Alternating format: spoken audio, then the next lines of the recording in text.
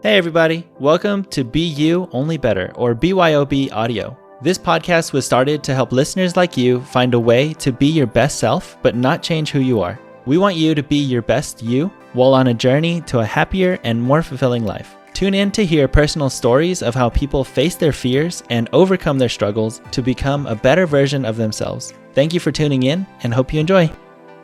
Hey everybody, welcome to another episode of BYOB. Today I have a very special guest, and she's actually a mindset coach and intuitive healer. So it is my honor and privilege to introduce Soo Cho. She actually uses her own experiences with trauma to heal and transform the lives of her clients. She runs a 3-week program called Guilt-Free Happiness, Choose Your Happy, where she teaches strategies to overcome self-sabotage and start manifesting your dream life. So without further ado, Soo, welcome to the show. Thank you, Joshua. Thank you so much for having me, and thank you for that intro. I'm happy to be here. Yes, awesome. Well, I'm actually super excited to hear more about your story. But before we actually get into that, I mean, is there anything that you want to share, just kind of a little bit of backstory insight on you? Yeah, so actually, this past January, I moved from the state of Georgia to the state of Colorado. And then a month after, COVID-19 happened. Ugh. And so it's not the best time to make friends right now. So that's been like my biggest challenge. But I love Colorado so much. This is the furthest west I have lived. I haven't been to Texas yet. But Colorado is beautiful. I mean, I can see the mountains from where I live, and I love it. I appreciate it. Mm-hmm. Yeah. I've been to Denver. Denver is amazing. So that's Yeah. awesome. So, Yep. All right. Well, as all of our listeners know, we always start the show off with a unique shot of wisdom. So what do you have for us today, Soo? So I love this fact is that, we think between 60,000 and 70,000 thoughts per day. And close to 90% of those thoughts are the same thoughts as the ones that we had the day before. And so that just goes to show you that we're creatures of habit, right? And so we kind of do the same things. We kind of go through the motions the same way that we do. And so what I call, or not what I call, I didn't come up with it, but it's called pattern interruption. And it's just doing one little thing different every single day to kind of get your brain wired to do things a little bit differently and, get used to change. Absolutely. I think that is awesome. Believe it or not, that's really the first time that I've ever heard that. Oh. So that's really cool. Yeah, just kind of it thinking is. like you're always thinking the same thoughts as yesterday or similar, so, Yep. to make Yep. a point to make yourself better. I think that's excellent. Yes. Yeah, Absolutely. awesome. Well, let's go ahead. Now that we've taken our shot, let's get into your story. So we are super big on stories here, Soo, and our listeners are, dying to know what makes you a good mindset coach. The ones who are into coaching are usually the ones who have been hurt. Like if you're personal training, somehow you had one of those stories, or if you're a physical therapist, you had an injury. So I think the same thing happens with like a mindset coach as well. So we are definitely interested in hearing what was your biggest struggle, and share that story around that. Yeah, definitely. Well, I have a lot of stories, but I'll try to keep it short. So I like to talk about happiness, and that the reason for that is because I'd like to think that I was a very naturally happy kid. Growing up, I was always very happy, and I was also very curious. Fun fact. When we this apartment complex that I used to live at, I used to handwrite on pieces of paper. This was such a waste of paper. I used to write "Have a great day" and then have my brother and his friend put it in their pockets, ride around in their bicycle, and just stick it in people's doors. Oh, and that's sweet. Yeah, and I forgot that, and I was like, wait, I used to do that because I really do like spreading joy. I really do like spreading happiness, and I love seeing people happy too. And then I realized that one day I was really sad, and it's not funny. It's not funny. It wasn't funny then. It's funny now. But I was really sad, and I actually got really depressed, and fell into depression, and then also started having like suicidal thoughts. And that was such a 180 from how I was as a kid. And one day, a light bulb moment, happened. I was studying for law school, actually, to start attending law school, because that's what I thought that I had to do. I thought that was my next step, and I was like, oh my gosh, I don't know if I want to do this. I don't know if this is what I want to do. It's a huge commitment, first of all, the amount of money that it takes to go to law school, right? And the time commitment, like it's 3 years and it's rigorous. And I was like, am I doing this for me, or am I doing this to please my mom and my family? Why am I doing this? I'm miserable. And and so I was going down, it was a dark place. And I was like, this is not who I am. I'm not this person who beats up on herself all the time. I'm not someone who, is always this in a bad mood person. That's not who I am. And so I was like, wow, I've gotten so far. How did I get this far? And it really started, I started questioning, I started seeking out help, right? In the form of podcasts, in the form of books, listening to people who have been through similar things. And I came across this podcast one day, and this woman, she was talking about hypnotherapy.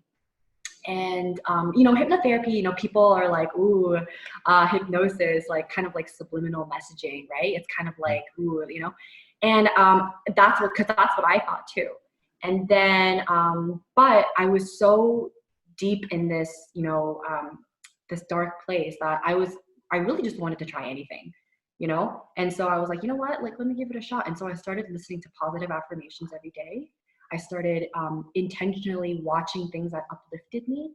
And as a result, I was like, hey, I'm starting to feel a little better. Like I feel okay. Today's okay. I can get through today. Grocery shopping was hard too. Yeah. Going out, getting dressed, that was hard. Yeah. So from what I've heard, you've had, those dark feelings, those dark thoughts. Was there a specific event that kind of led to that? I mean, I know you said that you were thinking about going to law school. Is that kind of that turnaround event, if you will, that kind of put into question, is this what I want? No, actually.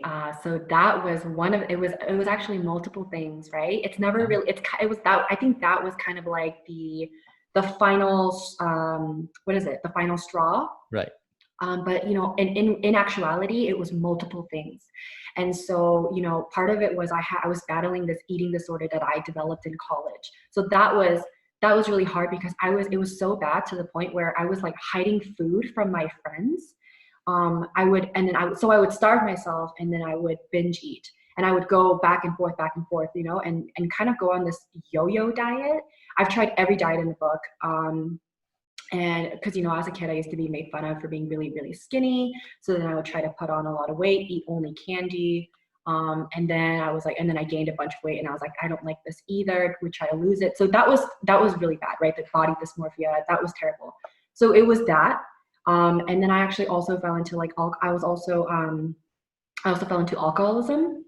And so my father, I also suffered from like childhood trauma. That's where my trauma comes from, essentially. Okay.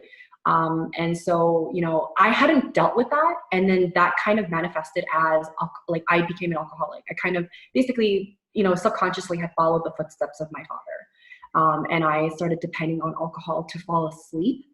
So that was a big wake up call moment for me as well.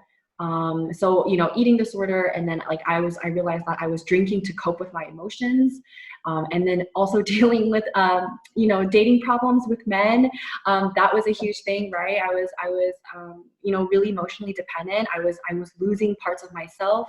I had such low self-worth. I was depending on these men for validation. And I was like, wow. And then it was like one man after another. It was like a cycle. Right. And I would find myself in kind of similar situations, and I'd be like, what am I doing wrong? Why am I attracting these kinds of men into my life? And so it was multiple things. I'd say all that to say it was multiple things. the law school thing was the one that finally I was like, I can't do this anymore. I can't, I can't put this front anymore. This is too much. Yeah. Yeah. And that was the last straw on the camel's back, basically. Right, right. No, yeah, definitely. So in terms of, you said that you'd also mentioned that you had those suicidal thoughts. Yes, I think that that's kind of the path whenever you are, heavy into alcohol. You Mm-hmm. don't really respect yourself, and, you can't expect that from other people. And like what you were saying, Mm-hmm. you're seeking that validation from other people. Exactly. In terms of, when you had those suicidal thoughts, was that in relation to a specific event as well, or just kind of throughout that whole thing you were kind of feeling that way? So there was, it was really just one particular relationship. And that relationship, what happened was it was great. And then a year after, it ended up being, well, a couple of months after, it ended up being really, really bad because it kind of shattered my relationship with my aunt and my uncle. And then they lost trust in me as a result of that. And then I was having trouble forgiving myself for, everything. And so it was this, I was then started blaming the guy, and then I was blaming myself, and then I was blaming the guy, and nothing I did seemed right. And I was fed up, I was like, okay, this is like, it seemed like nobody was willing to like listen to me and really get to the bottom of like, what was the core issue? What was this person battling for her to, have to keep self-sabotaging, right? Because that's really what it was at the end of the day. I kept self-sabotaging and I didn't know why, right? I kept hurting the people around me. I kept hurting myself. And it was just this vicious cycle that I couldn't seem to get myself out of. And then it was just unbearable. It was, I mean, to the point, right? It pushes people to suicidal ideation. And unfortunately, that's what it took for me to finally, say enough is enough. Yeah, that's actually extremely common, unfortunately, that I hear things like that all the time. I think people who Mm-hmm. have, those suicidal thoughts tend to be or feel alone, like, that they've done Mm-hmm. something just so wrong, or that they let somebody Mm-hmm. so down, Yeah. that they just put that much pressure on themselves. And if Mm-hmm. they're the only ones talking to themselves, then you can eventually talk yourself into it Yeah, because you're exactly. putting in all that negativity, right? Yep, Yeah. exactly. Well, go ahead. Go ahead. Well, I guess it was at the core of it, right? Was that I wasn't dealing with the trauma that I had dealt as a child, right? Because my reality wasn't validated, and I was constantly gaslighted, and mentally, emotionally, physically abused. And so, and not even my close friends around me were validating my reality. And so that, in turn, as you grow up, you start not you don't even trust yourself. You start to have self-doubt, like, am I making this up? Am I overreacting? Is Right. something wrong with me? Am I the one that's crazy? And so that's so harmful. That kind of self-talk, it can really get you to some dark places. And I think that it took a lot for me to finally get to that point, but then I slowly had to reprogram, essentially, I had to heal my trauma. That was step number one, right? Is go back and really forgive myself, forgive my dad, and forgive, my and soothe my inner child, to be able to then, at that point, right? Because if that's lingering in your background, if you have this trauma that's constantly like and that's not gonna help you. That's not gonna propel you forward. It's not gonna Right. help you thrive. And so I needed to deal with that first. I didn't know that, but I had to deal with that first. And Right. then I could focus on reprogramming my brain for what I really wanted out of life. Absolutely. So, now you ask those big questions. What is it that I really want out of life? And I think Hmm. that correlates with, hey, what is it that you are most passionate about?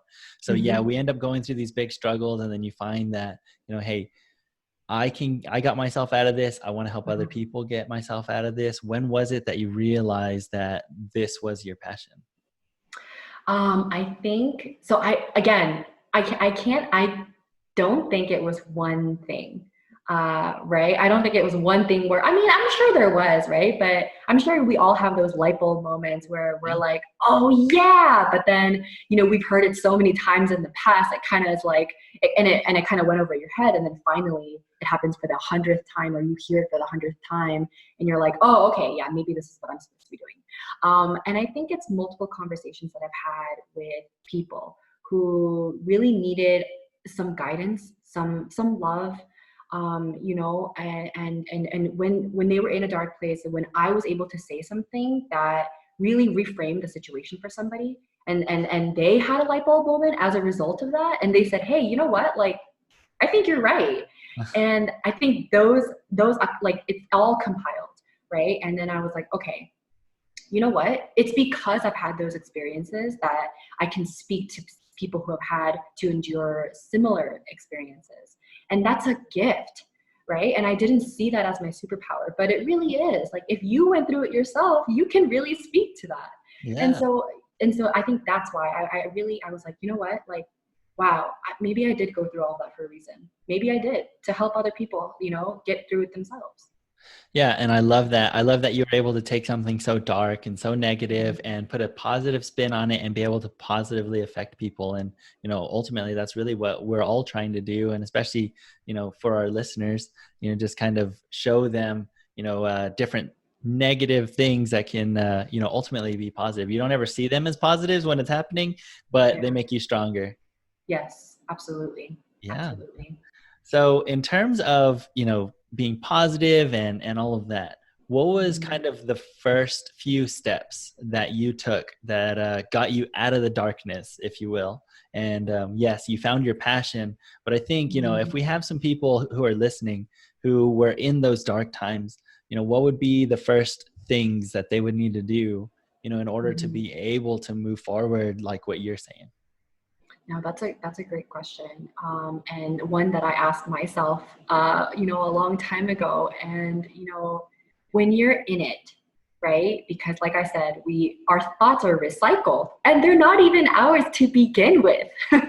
They're not even our thoughts to begin with, and those thoughts are recycled. You know, when I say that, I mean that all thoughts come from other thoughts and other people, and you know, when they're kind of cycling in, and you have to be aware of that. And people are like, well, then how do you become aware of that? And you have to almost recognize, you have to start being an observer of your thoughts. And Eckhart Tolle talks a lot about this. You know, he talks a lot about being in the present moment. And but you know, like, what exactly does that mean? You hear that all the time, like, be in the present moment, enjoy the now. But what does that even mean? You know, and that's at least that's what I ask myself. And it's a difficult question, because when you're struggling from something that you've dealt with, and it's still very emotionally charging for you, it's hard to just take yourself out of the equation and be objective about it, right? Like, it's hard for you to be like, okay, this XYZ happened and now I should do XYZ instead. Like, we don't think like that. We are not robots. We are emotional beings, but emotions are beautiful because it's just energy and emotion. And so I always say, being an observer is powerful, right? Because you're taking the power away from whatever happened to you, and you can objectively, you know, say, okay, this is what I'm gonna make out of it, and this is how I'm gonna, you know, make sense of it in my way, right? Without having it hurt you even more. And I think that, you know, this is so cliche, but I gotta say it, it's meditation. Yeah. It's meditation, because and you know, honestly, meditation was really difficult for me, but start with 5-minute guided meditations. And you know, what is it? I think is it the CEO of Headspace?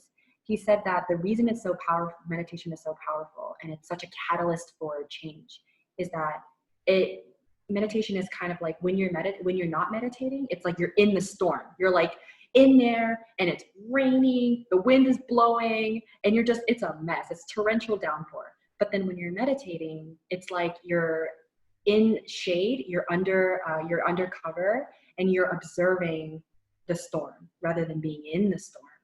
And I think that's such a good portrayal. It's such a good perspective, right? Because Yeah. it's like when you're so in it, you're like, "Ugh," like it's so overwhelming and there's so much going on and you're like, I don't want to deal with this. This is too much. But honestly, like I think the first really good first step is to be alone with your thoughts and be okay with it and let it move through. Awesome. I think that's an amazing first step. I love that you put the introspective view on it. And then also you were very empathetic the whole time too. You know exactly what they're feeling because you felt it. And yeah, and you know how hard it is to just be able to Mhm. be objective. So I think that's Yeah. amazing advice. Thank you. Thank you. I appreciate that. Of course. So, Yes. I know that you said you just moved and just Yeah. perfect timing, absolutely perfect, right? Couldn't have planned it. Couldn't have planned a better time. I know it. Yeah. But, among other things, I know that you're always trying to be positive and spread Yes. positivity. I think it's extremely important to always be excited about something. So, what Yeah. is one thing that has you most intoxicated about today? Ooh, okay. So, my personal, well, right now I'm trying to be a better speaker. So I love learning. Learning is how I intoxicate myself Yeah. now. So I like learning. I like learning new things. And so right now it's like video editing. And so I'm trying to get better at that because, everything is going into video. If you're not on video now, you don't exist. Absolutely. So I think really pouring a lot of my energy lately into learning about video editing, content creation, yes, but also video editing, because that's a skill that, maybe you potentially don't have to outsource if you can do it yourself. And then maybe later on. But, so I think that's the biggest thing right now. Yeah. Yeah, no, that's awesome. I think, yes, it's great that you're learning new skills. I think it's always Mhm. important to continue to learn. And I think Yes. that progress is what really helps, keep you happy and positive, and be able to continue what you do. Absolutely. Absolutely. Couldn't agree more. Yeah. Okay, awesome. Yeah. So, Sue, now it's time for our sips of success. These are quick questions for our audience to get to know a little bit more about you. Are you Okay. ready? Yes. Okay, awesome. So, who's your biggest hero? My mom. Awesome. I'm Um, sure you hear that all the time, but that it is is. okay. It is. Yeah, go Yeah. ahead and say a few things about your mom. Show her some love. Ooh, okay. Oh, my mom. She's an angel. I think I learned generosity from my mom. She will give the shirt off her back for anybody who needs it. I mean, seriously, she's just a giver, period. So she's a giver. And I think I've always was like, wow, how is she giving all the time? What about us? What about us? But, but it's such a wonderful thing about her. And I really admire about her and I try to incorporate it into my day to day as well. Awesome. I think that's Yeah. great to have, it's extremely important to have a maternal figure, especially Yeah. that, Yes. impactful for you. Yes. Yeah. So what is your favorite way to de-stress? Right now it is dancing. Dancing. Yeah. So I go to YouTube and I just search like dance workout or even just like learning step by step. And Yeah, it just gets you out of your head and into your body. that's And awesome. it's fun. It's just fun. Yeah. Does that Yeah. mean you're on TikTok? No. I don't know if I'm ready for that. I Well, I don't know if mean, I'm if you're ready for dancing already, that seems to be really popular. Yeah, that's true. I don't know if I'm ready though. Okay. I don't know if people are ready. I don't know if people are ready. Right? They're not ready for you. I'm ready. Are you ready? Yeah. All right. Yeah. So, what was the best advice given to you that helped you through a tough time? Whew. So many, right? I think this one by Henry Ford. He said, whether you believe you can or whether you believe you cannot, you're right. Right. And I was like, hey, you know what? If that's the case, I believe I can. That's great. And So, that yeah. is good. I mean, that's what's going to keep you out of those dark times and keep you Yes. moving forward. So, yeah, I love that. I love that quote. Mhm. Yes. Um, okay. So, go ahead and share one of your personal habits that help you be your best self. Um, Ooh, personal habits that help me be my best self. I think it's just like remembering to express myself somehow, like creatively. So whether that is, painting watercolor, whether that's writing, I love writing. I always have as a kid. That's how I used to de-stress as a kid. Um, so yeah, I think it's just like, just some creative outlet. Yeah. Yeah, that is awesome. I think Yeah. that's extremely important, and yeah, you should definitely make sure that Yes. that's always a part of what you do. That's awesome. Thank you. Yeah. Okay. So, last question here, Okay. probably the biggest one. How do you define happiness and success? Ooh. It's gotta be being able to share happiness. I think happy energy is contagious. And I think that it has the potential to shift people's minds, shift people's energies. I don't think it could ever be, I don't think it should ever be underestimated. Um, and so I cherish it. As somebody who used to have it and then lost it and then found it, it's so important for me, and I value it so much more as a result. So Awesome. yeah.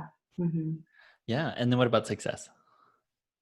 Ooh, I think sharing that, and being able to give it.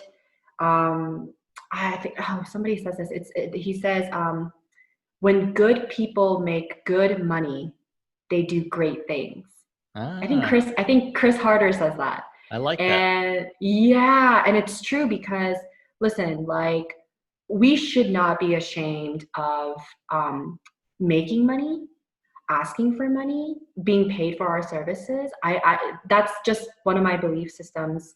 And listen, I honestly believe that, we should compensate people. We should, whatever you put out, you get in return. And so you just gotta, there's so much I can say on that. I'll spare you of me going on a tangent on that. But yeah, I think it's just sharing the wealth, Yeah. sharing the wealth.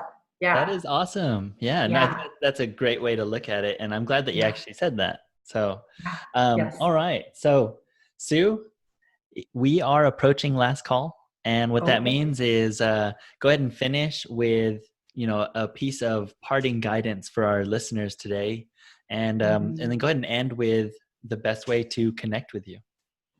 Okay. So I think there's two short things. The first one is having discernment. So, that means that knowing where something ends and where you start, and vice versa. And so that means being able to say, okay, this is serving me, or this is not serving me, or this is serving me and it used to serve me, but it's not serving me anymore. And so I need to let it go. And I think that discernment, with things, with people, for your own sanity and your own inner peace, I think that's so key. And then the second thing is, give yourself a pep talk once in a while.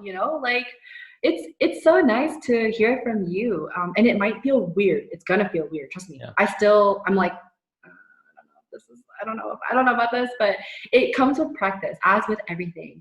And I think it's so good to just look at yourself and say, hey, you come so far. I'm so proud of you. Keep going. You got this. Yeah. And like hearing, and like even like I tell myself that because it's so cheesy, but it's so true. And so I don't know. I think everyone should give themselves a pep talk once in a while.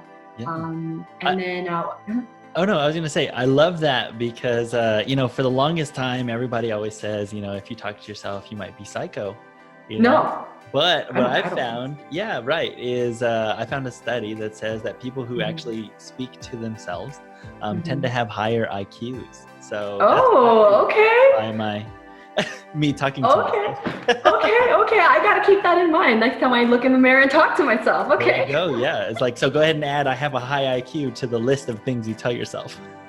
Right. Oh, and by the way, you got high IQ. Yeah, exactly. Yes, love that. Right, sorry, go ahead. No, that was just gonna do the where you can find me. Yeah, go ahead. I think the best place is Instagram. Hey, this is Sue. So Soo is spelled S-O-O, not S-U-E. Okay. Yeah. Awesome. It has been a pleasure to get to know more about you. I feel for you in, the childhood trauma and all of that stuff. And by no means would I ever wish that on anybody. But in a way, in the same way that you were saying that, yes, you went through it for a reason to be able to spread your positivity. And I'm just, super excited to see your positive impact on the world because of it. Thank you. Thank you so much. I really appreciate that. Thank you for tuning in to another episode of BYOB Audio. We hope you found something valuable from the stories shared today. Make sure you subscribe and share with someone who may need to hear something from this podcast. See you next time, but here's to you on your journey to a happier and more fulfilling life. Cheers!